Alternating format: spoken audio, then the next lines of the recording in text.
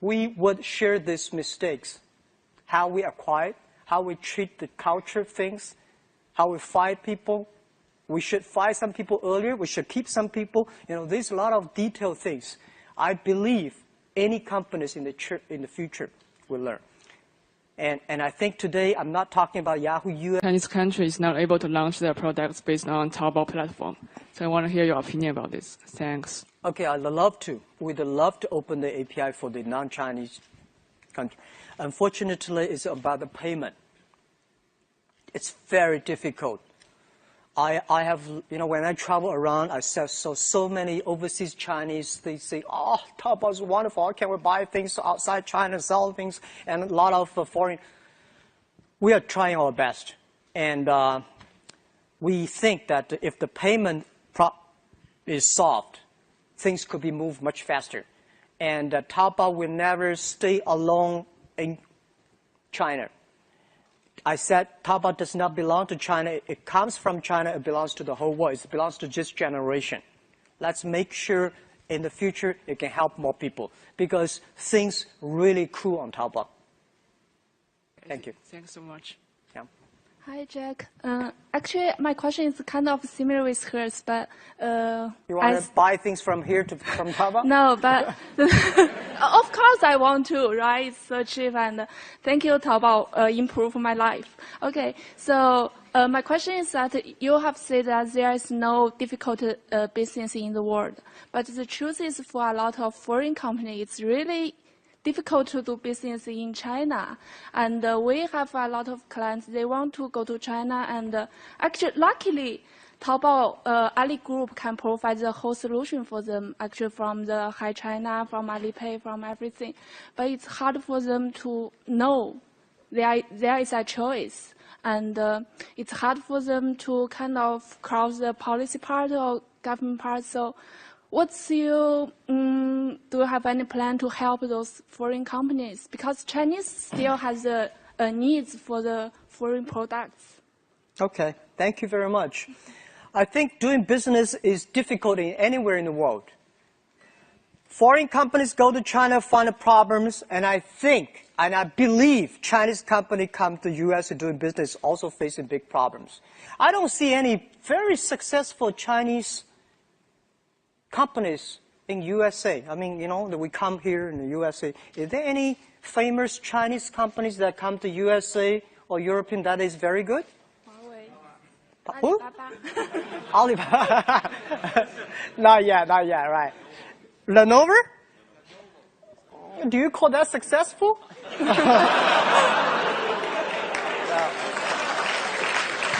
All right. My thinking was that in China, we do have some successful foreign companies, right? Microsoft is not bad. IBM is not bad. And we have Oracle, a lot of great companies, and the foreign company in China, very successful. Guys, going anywhere, doing business takes time. I think my friend Kara Fisher, asked me about question in the D conference. No market welcomes gamblers. You go there, create value for local people, have time, it will have chance. So I believe that doing business today everywhere in the world is difficult. My wife and I was debating yesterday morning when I was driving.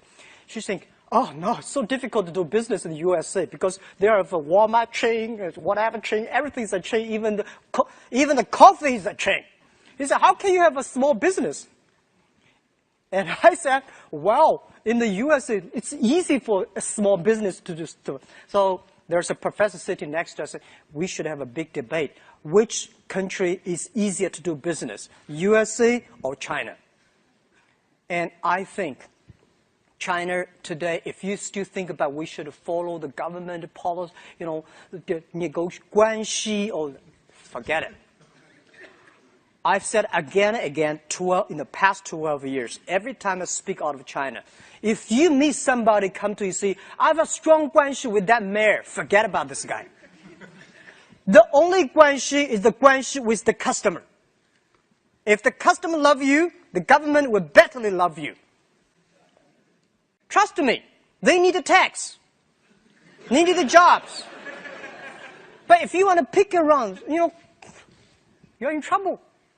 So I don't believe that, because my relationship with the government in the past 12 years, as I was in love with them, don't marry them. Always. I love them. Every time they come, I tell them the truth. I do everything they tell me. Yeah, okay, right, let's communicate. But do business? Sorry. My friend does business with government, not me. In this way, you get respect from them. If they're that serious about Alipay, let's listen to them, because the law is not government guanxi. So I give you advice. It's always scared, looking far away. Oh my God, this is a difficult place. Go there, test. Jump into it. You never learn swim until you're in the water. China is not that bad. But people ask me why China has no Apple. USA have capitalism for more than 200 years, right? That thick fertilizers. People company die, grow, that thick fertilizer. China only 30 years after reform Deng Xiaoping. 30 years have a company like a Tencent, Baidu, Alibaba, Sina, not bad, right? So let's wait for another 30 years. We will have them. And that is not China. That belongs to the world, because it belongs to the internet at the time. Belongs to the young people who were born 1990s and 1980s, year 2000. These are the people going to change the world, and especially most of the students here. And they are the future. I believe that. Thank you. Thank you.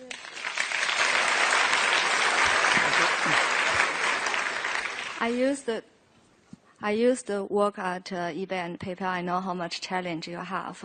Back to 2000, I don't know, do you remember, you have the TV advertisement in Australia. That is 2 months before Sydney Olympic. I have a business trip there.